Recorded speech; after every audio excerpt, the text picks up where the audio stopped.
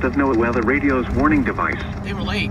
During potentially dangerous weather situations, specially built receivers are automatically activated to warn of impending hazards.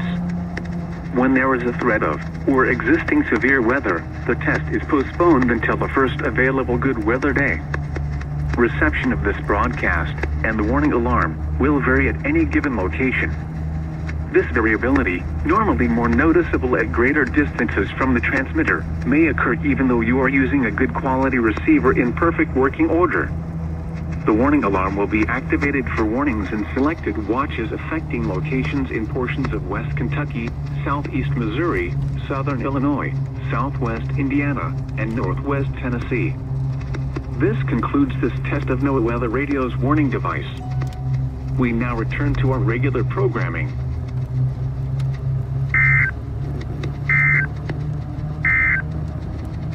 The current time is 10:47 a.m. Central Daylight Time.